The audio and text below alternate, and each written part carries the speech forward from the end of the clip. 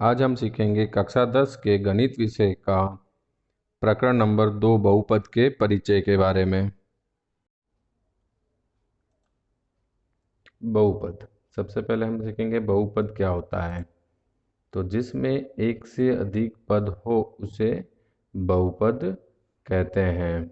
मतलब किसी भी में हमारे एक से अधिक पद हैं तो वो हमें हम बहुपद कह सकते हैं। पद मतलब कोई भी एक शब्द हो सकता है, चर और अचर को मिला के। बहु मतलब बहुत सारे, मतलब एक से ज़्यादा पद हो उसे बहुपद कहते हैं। फिर बहुपद की घात। बहुपद की घात क्या होती है?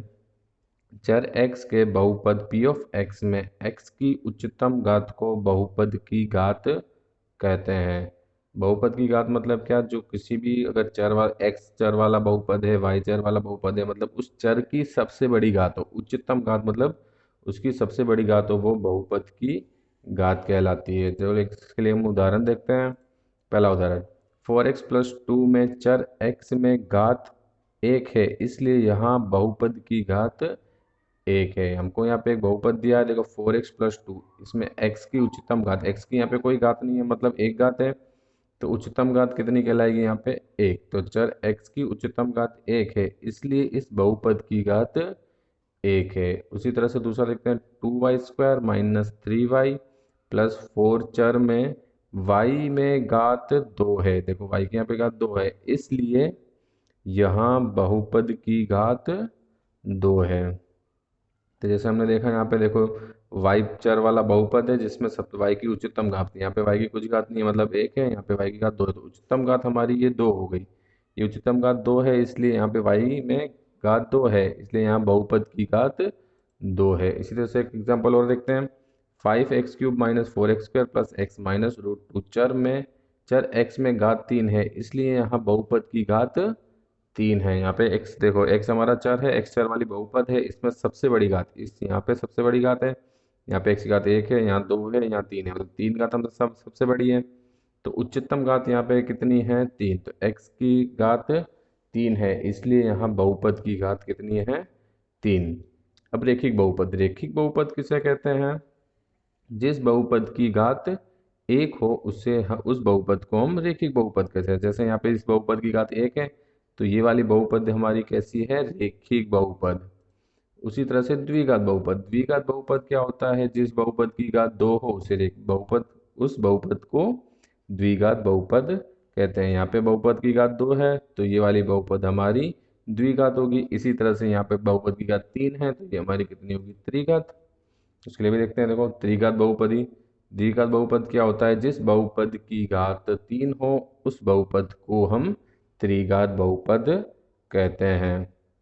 द्विघात बहुपद का प्रमाणिक समीकरण a² + bx + c है, जहां a b c वास्तविक संख्याएं हैं और a≠= 0 है। अगर इस रूप में हमारा कोई समीकरण है तो उसे हम द्विघात का प्रमाणिक समीकरण कहते हैं। मतलब इसको हम कह सकते हैं कि हमारा द्विघात समीकरण है, वहाँ पे a not = 0 होना चाहिए। a b c मेरी कोई भी वास्तविक संख्याएं हो सकती है और x की उच्चतम घात यहाँ पे कितनी? 2 होनी चाहिए, तो वो हमारी द्विघात बहुपदी कहलाती है। एक बहुपद p ऑफ x के शून्य उन बहुपदियों के x निर्देशांक होते हैं जहां y=p(f)x का ग्राफ x अक्ष को प्रतिच्छेद करता है। मतलब ग्राफ अगर कोई दिया है, x अक्ष को जितने बिंदु पे प्रतिच्छेद करेगा वो उतने उसके शून्य हो गए। देखो एक ग्राफ ड्रॉ करते हैं, ये हमारा x अक्ष, इस तरफ ये x होता है, यहाँ पे ये y x डैश होगा, ये y अक्ष ड्रॉ करेंगे, यहाँ पे हमारा y और ये हमारा y डैश। इसमें मैं कोई वक्र बनाता हूँ। इस वक्र में देखो, इस x अक्ष को ये बिंदु कितनी बार प्रतिच्छेद कर रहा है वक्र? यहाँ पे 1, ये 2 और 3। तो इस ये ग्राफ हमारा y=p(x) का है, तो इसमें शून्य कितने होंगे? 3 शून्य होंगे, क्योंकि x अक्ष को 3 जगह प्रतिच्छेद कर रहा है, 1 2 और ये 3। तो ये हमारा 3 शून्य होंगे इसके। एक द्विघात बहुपद के अधिक से अधिक 2 शून्यक हो सकते हैं और एक त्रिघात बहुपद के अधिक से अधिक 3 शून्यक हो सकते हैं। अगर कोई द्विघात बहुपदी है तो उसकी ज़्यादा से ज़्यादा 2 शून्यक होंगे, 2 से कम हो सकते हैं पर 2 से ज़्यादा नहीं हो सकते हैं। उसी तरह से त्रिघात बहुपदी में 3 से ज़्यादा शून्यक नहीं हो सकते, 3 हो सकते हैं या 3 से कम शून्यक हो सकते हैं। यदि रेखिक बहुपद ए एक्स प्लस बी हो तो उसका शून्य क्या होगा, माइनस बी के बटे में ए। बी हमारा देखो यहाँ अचर पद है और ए मेरा एक्स का गुणांक है, तो इसको उस तरह से भी लिख सकते हैं, माइनस अचर पद के बटे में एक्स का गुणांक। बी मेरा अचर पद और ए मेरा एक्स का गुणांक। उसी तरह से द्विघात बहुपदी के लिए, यदि द्विघात समीकरण A X square plus B X plus C के शून्यक अल्फा और बीटा हो तो alpha plus beta equals to क्या हो जाएगा, माइनस बी के बटे में ए। माइनस बी अपॉन ए है, यहाँ पे भी देखो बी मेरा क्या है, एक्स का गुणक और ए क्या है, एक्स स्क्वायर का गुणक। ये अल्फा प्लस बीटा मतलब क्या होगा, शून्यक का योग। तो शून्यक का योग बराबर माइनस एक्स का गुणक बटे में एक्स स्क्वायर का गुणक। उसी तरह से अल्फा बीटा क्या होगा, सी अपॉन ए, सी के बटे में ए। सी मेरा अचर पद है, ए मेरा एक्स स्क्वायर गुणा के। अल्फा बीटा मतलब शून्य का क्या है, गुणनफल।